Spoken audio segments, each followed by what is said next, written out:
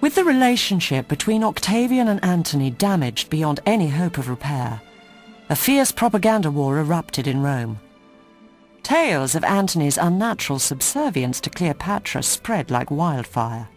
Cleopatra had demanded and received the vast libraries of Pergamon. She had recruited Roman soldiers into her bodyguard. She had made Antony rub her feet like a slave at an official banquet. Antony was planning to establish a new capital in Egypt. He was assuming un-Roman foreign ways. He sometimes wore an oriental dagger at his belt, and he even pierced in a gold chamber pot. They spent the winter of 33 to 32 BC, assembling a fleet in Ephesus. By late 32 BC, their fleet was moored in many harbours along the west coast of Greece. Had they invaded Italy at this time, they might well have triumphed. But they waited for Octavian's forces to leave Italy, so they might fight on neutral territory. It was at this time that Antony was formally stripped of all his titles by the Roman Senate. Then, at last, Octavian donned ritual garments, stood before the temple of Bellona on the Campus Martius, hurled a wooden javelin against an invisible foreign enemy, and invoking the most ancient of rites, declared war on Cleopatra.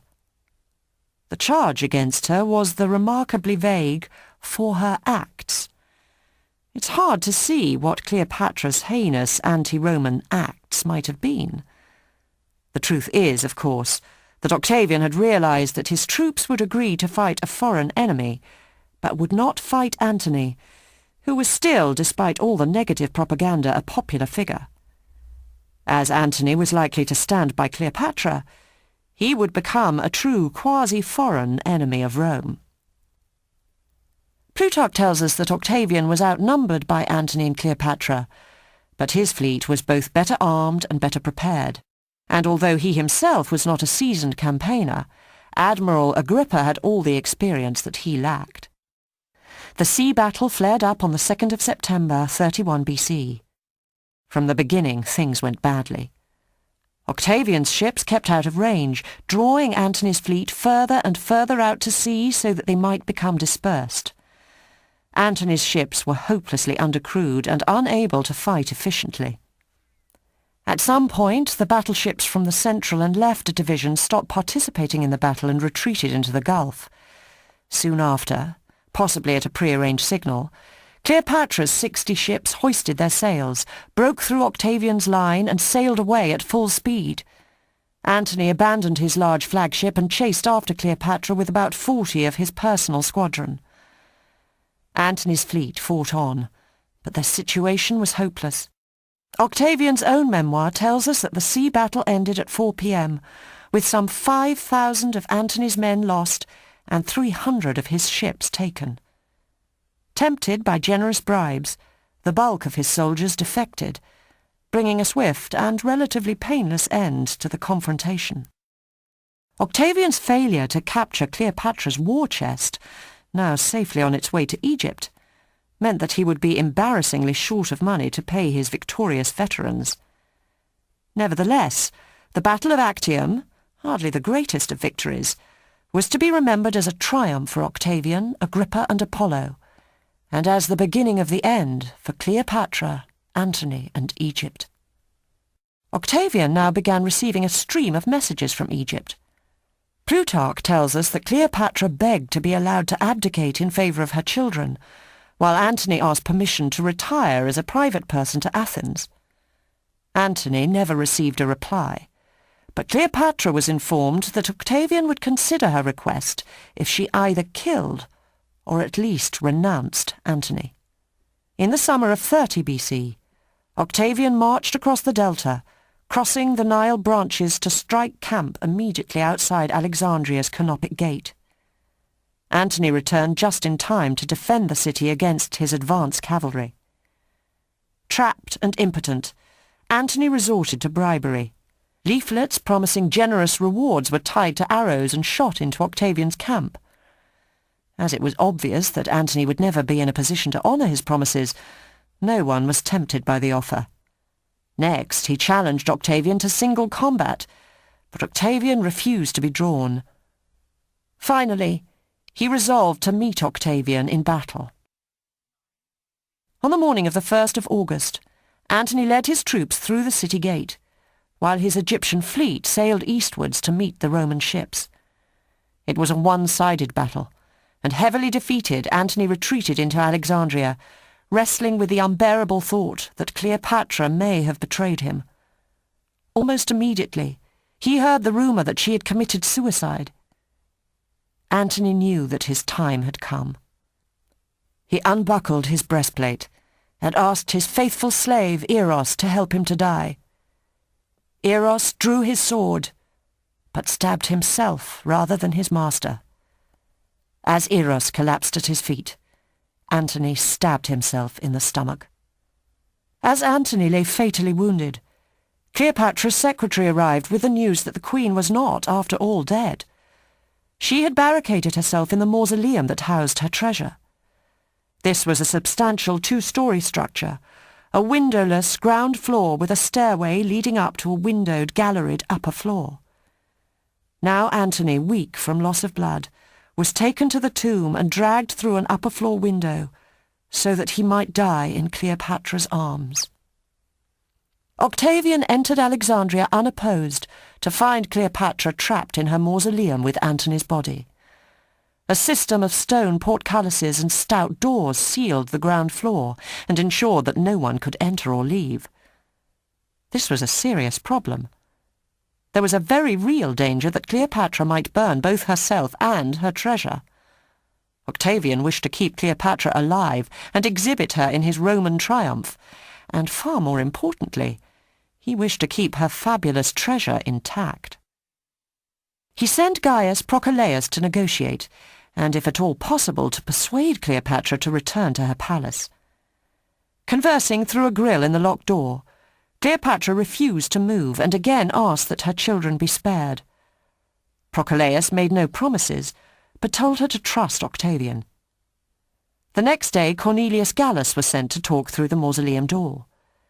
With Cleopatra distracted, the resourceful Prochelaus used a ladder to gain access to the upper part of the mausoleum. Accompanied by 2 servants, he climbed through the window that had earlier admitted Antony. The 3 crept downstairs towards Cleopatra, but were spotted by one of her women who, Plutarch says, let out a shriek. "Wretched Cleopatra, you are taken alive!"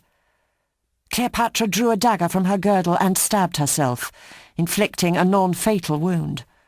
Prochelaus disarmed her and had the presence of mind to shake her clothing to see if she was hiding any poison in her garments. Octavian was at last able to recover the treasure that would allow him to pay his debts.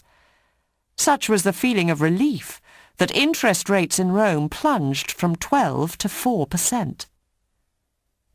Back in Alexandria, Cleopatra moved to her palace, where she fell ill from grief and the effects of her stab wound. She had stopped eating and was looking forward to death. Octavian could only persuade her to start eating again by threatening her children. Cleopatra and Octavian met for the first time probably on the 10th of August. Plutarch tells us that Octavian found the sick Cleopatra in the most miserable of conditions, that she threw herself at his feet, that she was dishevelled with sunken eyes and a trembling voice. Nevertheless, it was still possible for Octavian to detect vestiges of a spirited woman. Cleopatra lay on her bed. Octavian sat beside her, and Cleopatra launched into a flood of self-justification, blaming everything on her fear of Antony. When Octavian was not convinced, she changed tack and started to beg for mercy.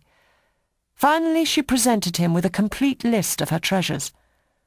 When a servant intervened to point out that Cleopatra's list was in fact incomplete and that she had kept some treasure back, Cleopatra quickly explained that these were gifts for Octavia and his wife Livia, who she hoped might intercede on her behalf.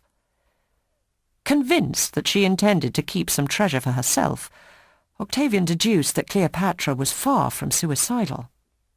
Dio, however, tells a very different story.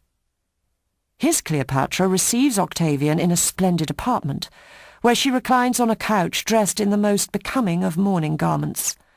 The room is decorated with portraits of Octavian's adoptive father, Caesar. She starts the conversation by reminding Octavian of her links with his adoptive father. She even reads aloud extracts from Caesar's love letters. Octavian, a good Roman husband, is able to resist her feminine wiles.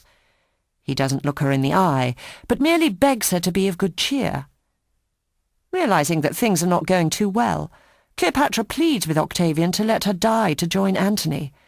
When this too fails to generate a response, she tells Octavian that she is now happy to place her trust in him. It seems her intention is to convince Octavian that she is not suicidal. It's difficult to work out just who is bluffing whom here. The obvious answer is that Cleopatra, who wishes to die, is bluffing Octavian, who wishes to keep her alive. The revelation about her hidden treasure is a ruse designed to convince him that she wants to live. Alternatively, it may be Octavian who is bluffing. He wants Cleopatra to kill herself, but he also wants posterity to remember him as a good man who did everything he could to save the Queen's life. Would Cleopatra have wished to commit suicide? Suicide is barely mentioned in Egyptian myths and writings, but it was, under the appropriate circumstances, a Greek virtue. Cleopatra killing herself after the death of Mark Antony, and with her children's future to consider, fits well into this mould. Plutarch tells us that Cleopatra's suicide was triggered when she learned that Octavian intended to send the Queen and her children to Rome within the next 3 days.